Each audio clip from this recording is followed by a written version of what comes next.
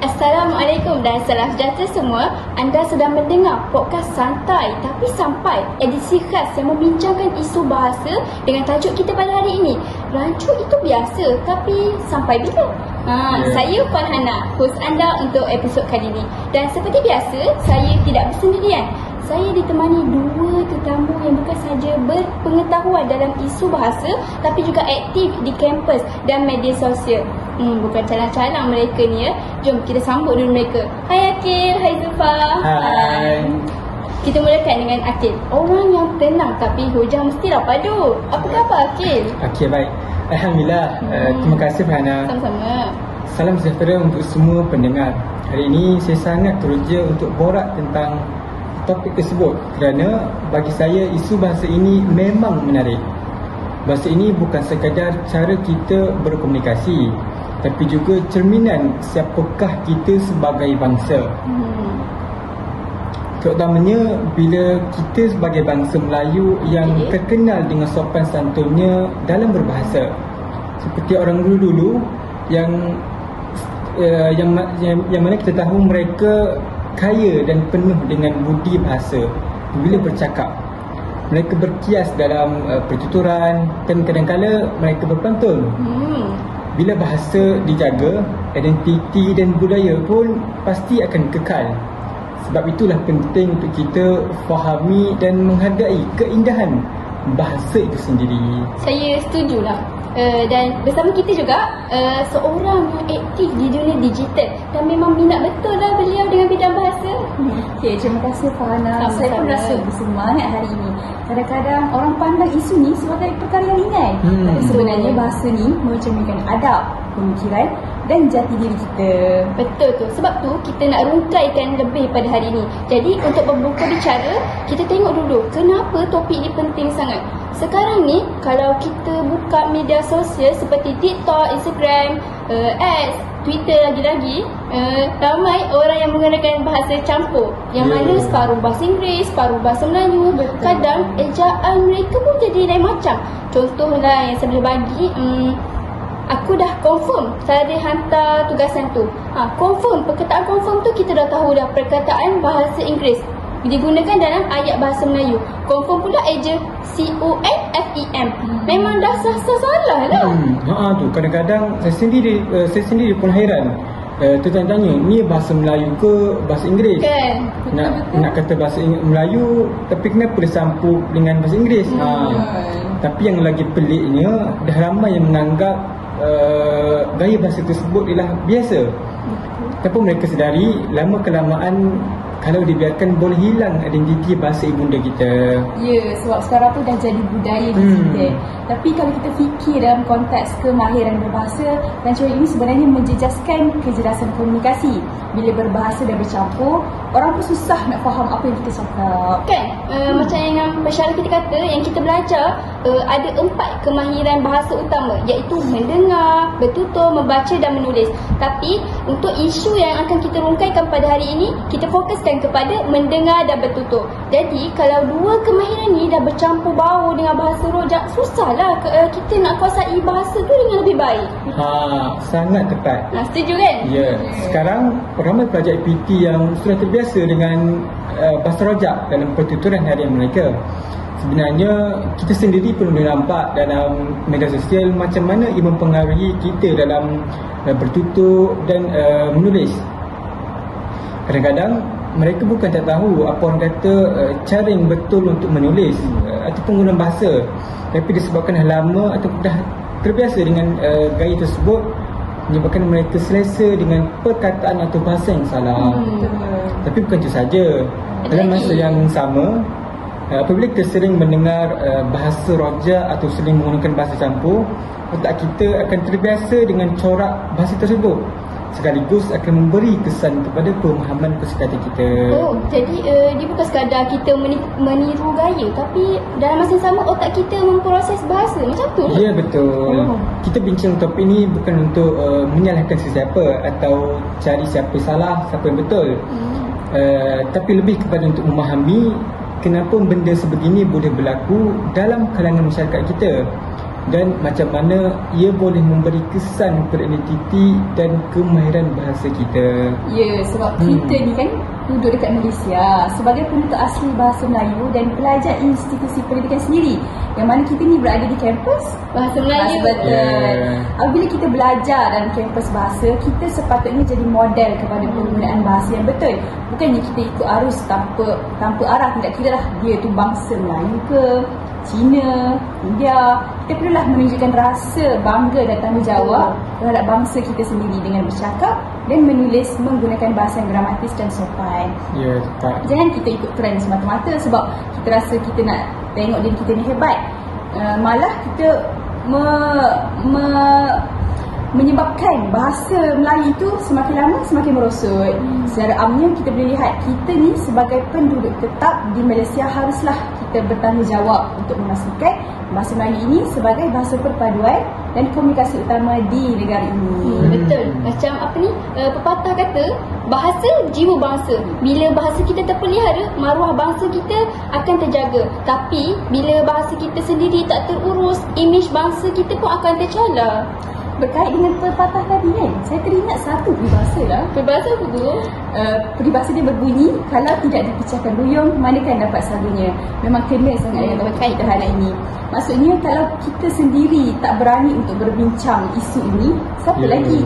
Jadi kita perlulah mencari jalan dan usaha untuk memastikan inisiatif ini berkesan, bagi memastikan bahasa Melayu dimertabatkan. Ya, cantik bahasa tu.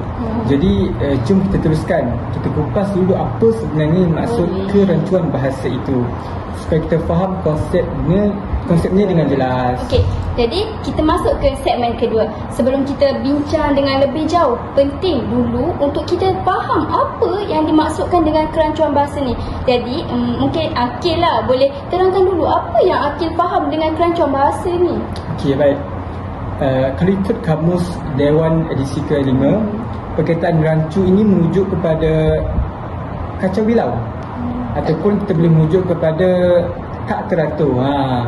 Jadi bila kita cakap soal kerancuan bahasa, maksudnya bahasa tersebut jadi celaru, mungkin dari segi tata bahasa, ejaan, sebutan, ataupun apabila sesuatu ayat dah bercampur dua bahasa. Bahasa Melayu dengan bahasa Inggeris kan? Ya, betul. Dengan kata lain, kerancuan ini berlaku apabila seseorang menggunakan bahasa tanpa mematuhi peraturan bahasa dan mencampur aduk pelbagai bentuk bahasa seperti bahasa pasar, dialek dan bahasa asing. Faham? Jadi maksudnya bukan salah guna dua bahasa, tapi masalah orang tu bila mereka dah hilang kesedaran dan batas penggunaan mereka dalam kehidupan seharian tu kan. Betul. Contohnya saya terfikir satu ayat tu kan, yang biasa kita dengar lah dalam sekeliling kita. Apa tu? Weh, Roger aku tahu bila makanan dah ready, aku nak pergi toilet kejap ni. Dalam ayat ni kita lihat ada bahasa Melayu dan bahasa Inggeris. Jadi struktur ayat tu kita dah lihat dah bercampur baur dah semua. Masalahnya bila penggunaan macam ni meluas, lama-lama orang terbiasa, mula-mula rasa bahasa standard tu kekok. Akibatnya fungsi bahasa baku semakin pudar, sedangkan bahasa baku itu penting dalam konteks rasmi seperti pendidikan, kita ada pentadbiran, dan paling penting ialah penulisan ilmiah, tugasan-tugasan kita. Okey, menerusi perbincangan berkenaan dengan konteks pendidikan secara lebih mendalam, apabila individu tersebut sering menggunakan bahasa campuran, sebenarnya ia akan melemahkan kosakata bahasa Melayu. Contohnya penggunaan istilah Inggeris, seperti apa yang biasa kita dengar istilah Inggeris dalam tugasan? Assignment. Kita ada presentation, submit. Apabila kita menterjemahkan kepada bahasa Melayu, kadang-kadang mereka tidak tahu apa maknanya. Mereka lupa, mereka tak tahu. Padahal biasa dah. Padahal istilahnya senang je, tugasan, pembentangan dan sebagainya. Dia dah terlalu biasa kan. Ya. Jadi sebab bahasa ni sebenarnya bukan sekadar alat berkomunikasi, tapi juga sebagai lambang identiti bangsa kita. Bila kita makin lama makin biarkan kerancuan tu menular, sebenarnya kita dalam tak sedar sedang kehilangan nilai budaya dan maruah bangsa kita. Macam peribahasa yang berbunyi, hilang bahasa, lenyaplah bangsa. Kalau bahasa kita tidak dijaga, budaya dan jati diri kita pun boleh hilang sekali. Sebab itulah penting untuk kita hargai dan guna bahasa dengan betul. Saya setuju. Dari sudut kemahiran bahasa, kerancuan ini boleh menjejaskan kemahiran mendengar dan juga bertutur. Bila kita terlalu biasalah dengan bahasa campur ni, otak kita susah dah untuk terima proses struktur bahasa yang betul. Akhirnya bila kita nak bertutur tu, kita jadi kurang yakin. Penting sebabnya tambahan pula, isu ni bukan fenomena baru. Bak kata Profesor Asma Haji Omar dah sebut dah tentang kerancuan ni sejak tahun 1990-an lagi. Cuma bezanya sekarang ni media digital mempercepatkan penularan dia sebab makin lama makin ramai orang yang menggunakannya. Tapi dulu lain. Betul lah. Sebab dulu pengaruh datang dari media arus perdana. Sekarang semua orang dah boleh menjadi penyiar dari telefon. Bila ramai orang guna bahasa tak tepat, melalui media sosial, gaya bahasa tersebut mudah untuk disebarkan. Dan menariknya, kadang-kadang yang salah tu lah lagi cepat viral. Contohnya kan, kalau kita lihat dalam akaun sesawang seperti Instagram, TikTok, biasanya dalam Instagram kita selalu lihat akaun apa yang selalu menyiarkan kenyataan yang salah dan boleh menimbulkan fitnah kepada setengah individu. Saya rasa M-Star yang bulan sekarang. Betul. Bulan pun ia juga dalam kategorinya. Dan kebiasaannya mereka menggunakan platform media sosial ni untuk dijadikan hiburan semata-mata dan boleh menyebabkan pergaduhan kerana kenyataan yang dibuat tu boleh menimbulkan fitnah. Dan perkara ini sebenarnya sekaligus ni boleh menjejaskan reputasi individu sebab kenyataan yang diberi tu boleh jadi sebenarnya salah. Betul. Sebabnya sebab itulah kita ni penting untuk mendidik kita, penting untuk didik diri kita dalam penggunaan media digital dengan lebih beradab. Sebab tu juga tema besar kita apa? Digital dimanfaati, adab diteladani. Sangat setuju.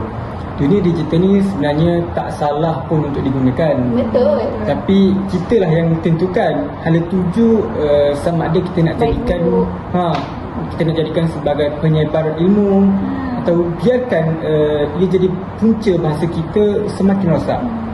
Tapi semuanya berbalik pada kita lah pula. Cara kita. Ya, betul.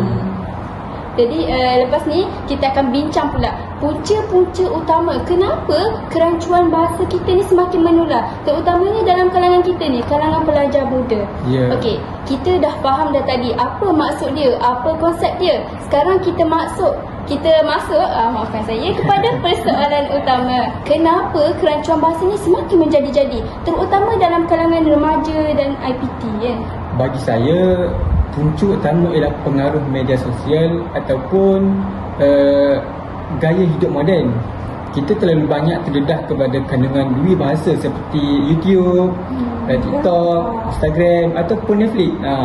Kita selalu tengok orang guna bahasa campur dalam status, message. Lama-lama akan jadi ikutan tanpa sedar. Hal ini disebabkan oleh cara penggunanya yang bebas tanpa kawalan tata bahasa yang betul. Di platform seperti Facebook, Instagram, TikTok dan Twitter, pengguna sering menulis ayat dengan bahasa rojak, iaitu singkatan tidak baku dan ejaan tidak tepat seperti saya jadi SY, awak jadi AWK, mereka jadi dorang, ataupun perkataan tidak ada jadi tak ada. Ini juga disebabkan oleh kurangnya kawalan dan pengawasan dalam media sosial. Individu boleh menggunakan bahasa secara bebas dalam kandungan media yang tidak melalui proses penyuntingan bahasa. Hal ini secara tidak langsung menyebabkan kesalahan tata bahasa secara meluas dan boleh mempengaruhi pengguna lain. Saya setuju. Tapi selain media, faktor persekitaran sosial juga mainkan peranan yang besar. Kerana kita ni lebih cenderung untuk meluangkan masa bersama rakan-rakan kita. Bukan sahaja rakan-rakan tetapi mungkin saudara mara, jiran tetangga. Betul. Kita semula menjadikan diri kita ni, kawan-kawan ni, kita secara semula jadi nak menyelesaikan diri dengan kumpulan. Kalau kawan-kawan kita guna bahasa rojak ataupun bahasa negeri kawan-kawan. Kita rapat dengan mereka. Slang negeri kawan-kawan kita, sebab kawan-kawan kita ni mempunyai latar belakang yang berlainan. Saya dengan dengan Akif Kelantan. Okey, saya pun Kelantan. Jadi persekitaran sosial memainkan peranan penting dan dalam pembentukan dan penggunaan bahasa seseorang. Apabila individu tu sering berinteraksi dalam persekitaran yang tidak menekankan kepada penggunaan bahasa Melayu yang baku, maka lama kelamaan mereka ni terbiasalah menggunakan bahasa yang bercampur aduk ataupun tidak dramatis. Dan sebenarnya keadaan ini yang sering berlaku ni kerana masyarakat ini ingin menyesuaikan diri dengan kelompok sosial mereka, terutamanya dalam kalangan remaja yang mudah terpengaruh dengan gaya masyarakat semaya. Seperti yang saya beritahu sebentar tadi, untuk lihat lebih cool, maksudnya saya ni pandai bertutur banyak bahasa, banyak slang. Namun pula sikap ini diambil mudah terhadap penggunaan bahasa yang betul, menyebabkan kesalahan bahasa menjadi kebiasaan dan akhirnya menular dalam masyarakat. Selain itu, bukan sekadar persekitaran dalam kalangan kawan-kawan, tapi juga komuniti di rumah.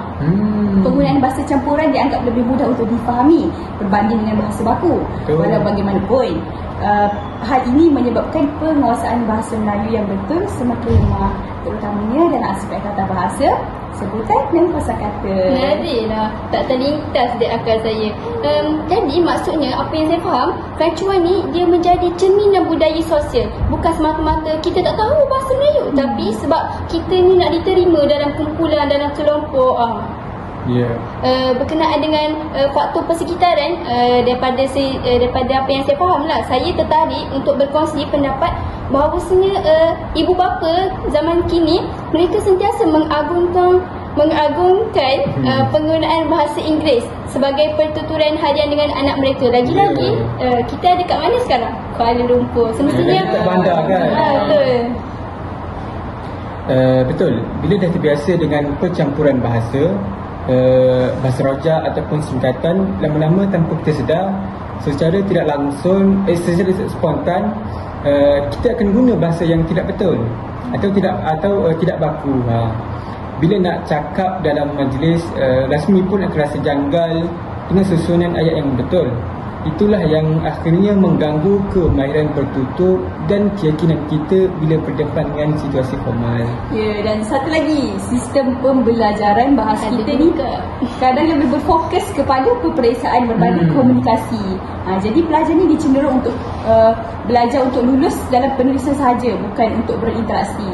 Jadi bila peperiksaan, jadi bila kita keluar daripada bilik darjah, mereka akan guna bahasa untuk kesilapan masing-masing. Betul lah. Tambah pula dengan pengaruh budaya popular daripada lagu, drama, memes, banyak yang tak ikut tata bahasa dengan betul. Tapi sebabkan tular, dia jadi norma dalam sekeliling kita. Ya, betul. Contoh yang kita nampak seperti perkataan way, by the way, ataupun serius lah. Semua ni jadi macam bahasa harian masyarakat kita. Biasa orang guna. Mereka rasa kalau tak guna, mereka nampak macam kekok gitu. Tapi bila dah terbiasa, kita akan hilang rasa tanggungjawab terhadap bahasa sendiri. Menarik lah. Tapi dan saya sendiri nampak lah benda ni berlaku dekat kampus kita. Ada pelajar yang bila pensyarah kita menggunakan bahasa Melayu standard, bahasa Melayu yang penuh, mereka cepat hilang fokus. Tapi bukan disebabkan mereka tak faham apa yang disampaikan oleh pensyarah, tapi sebab mereka tak biasa dengan penggunaan gaya bahasa standard kita. Mereka tak biasa dengar bahasa baku kita lah. Ya, betul. Itu yang saya gelarkan sebagai telinga digital. Betul. Menarik lah istilah tu, telinga digital. Tapi memang betul, bila otak kita dah biasa dengan bahasa lain, kita susah nak terima bahasa baku sendiri. Sebab tu saya selalu kata, kita bukan nak jadi terlalu skema orang kata, tapi nak tahu, kita nak tahu penggunaan bahasa yang betul pada tempat yang betul. Sebab tu itu juga menjadi tanda kita matang untuk berbahasa. Orang yang betul-betul pandai berbahasa bukan guna perkataan pelik atau bombastik semata-mata, tapi yang tahu beza bila nak guna bahasa santai dan bila nak guna bahasa rasmi. Itu baru menunjukkan adab dan kebijaksanaan dalam berbahasa. Saya suka tu sebab adab dalam bahasa ni bukan sekadar sopan, tapi kebijaksanaan dalam bertutur. Ya. Setuju. Baiklah, untuk segmen seterusnya kita akan bincang kesan kerancuan terhadap kemahiran mendengar, dan selepas itu kita akan sambung kepada kemahiran bertutur. Okey, kita dah bincang tadi tentang punca-punca kerancuan bahasa. Sekarang mari kita sentuh tentang kesan dia pula. Kita tahu dalam apa yang kita belajar antara 4 tadi kan, Fana dah sebut, tapi 2 yang paling asas adalah mendengar dan bertutur. Jadi okey, macam mana sebenarnya kerancuan ni boleh menjejaskan kemahiran dari segi mendengar? Okey, baik Fana. Kalau kita lihat, kemahiran mendengar bukan sekadar mendengar bunyi atau perkataan. Ia menyebabkan kefahaman kepekaan terhadap intonasi, suatu ayat atau makna tersirat. Bila seseorang terlalu biasa mendengar bahasa rojak atau bahasa tidak baku, telinga mereka jadi kabur terhadap sebenar bahasa Melayu. Telinga mereka jadi peka. Nah, gitulah. Apabila keracunan bahasa berlaku secara meluas dalam persekitaran sosial, seseorang individu akan menjadi terbiasa dengan penggunaan bahasa yang tidak gramatis atau bercampur bahasa. Keadaan ini yang menyebabkan pendengar sukar membezakan makna bahasa yang betul dan mana yang salah. Sebagai contoh, Apa contohnya? apabila seseorang sering mendengar bahasa rojak seperti I tak tahulah apa benda tu, apa benda ni, atau kau dah cek ke belum, mereka akan menganggap bentuk bahasa tersebut betul kerana sudah terbiasa mendengarnya. Akibatnya kepekaan telinga terhadap sebutan dan seutuh ayat yang tepat dalam bahasa Melayu semakin lemah. Ya, betul. Saya ambil contoh mudah lah dalam kalangan kita sebagai pelajar. Sebagai contoh, kita selalu dengar, I rasa lecturer minta hantar assignment as soon as possible lah. Otak kita dengar tu biasa. Tapi bila kita tukar ayat itu kepada bahasa standard yang betul, sebenarnya perkataan itu berbunyi, saya rasa pensyarah minta untuk kita hantar tugasan secepat yang mungkin. As soon as possible tadi. Jadi kita lihat dua bahasa ini sebenarnya berbeza, bukannya sama. Maksudnya telinga kita dah dilatih dengan gaya yang salah. Jadi bila dengar benda betul, kita anggap kekok ataupun tak biasa, tak formal, terlalu formal benda tu. Ya, inilah yang disebut oleh ahli linguistik sebagai gangguan makna akibat pendedahan kepada bentuk bahasa yang bercampur. Dalam jangka masa panjang, ia boleh menjejaskan keupayaan pelajar dalam memahami mesej yang terima dalam kelas atau berita. Selain itu, ia juga menjejaskan kemahiran menilai emosi dalam komunikasi. Bila bahasa itu dah bercampur, kita akan hilang kehalusan perasaan dalam bertutur. Contohnya, perkataan tolong dalam bahasa Melayu mau usul sopan, tolong. Tapi bila diganti dalam bahasa Inggeris, can you just? Bunyi berbeza, intonasinya berbeza. Betul lah. Jadi sebenarnya kerancuan ni bukan sekadar isu tata bahasa, tapi juga isu nilai dan kesantunan. Tepat sangat. Bahasa yang baik bukan sekadar nak bagi orang faham maksud kita, tapi juga mencerminkan adab. Bila dah terbiasa dengan bahasa kasar atau campur aduk, lama-lama kita jadi tak peka dengan nada yang sopan. Kadang-kadang bukan niat nak kurang ajar, tapi cara kita bercakap tu dah tak teratur dan hilang lembutnya. Dan saya rasa sebab itulah kemahiran mendengar dan saya rasa sebab itulah kemahiran mendengar kena diperkasa semula. Sebab bila kita latih diri dengan bahasa yang betul, contohnya seperti ceramah ilmiah atau siaran berita, kita akan terbiasa dengan bentuk yang betul. Saya setujulah. Sebab pendengaran ni pintu pertama sebelum pertuturan. Sebelum kita bertutur, kita mesti terdengar, kita mesti mendengar dulu. Kalau telinga dah biasa dengan benda betul, lidah kita pun akan lebih mudah untuk kita bertutur. Okey, jadi kita dah faham dah tadi tentang mendengar. Sekarang kita masuk pula pada kemahiran bertutur.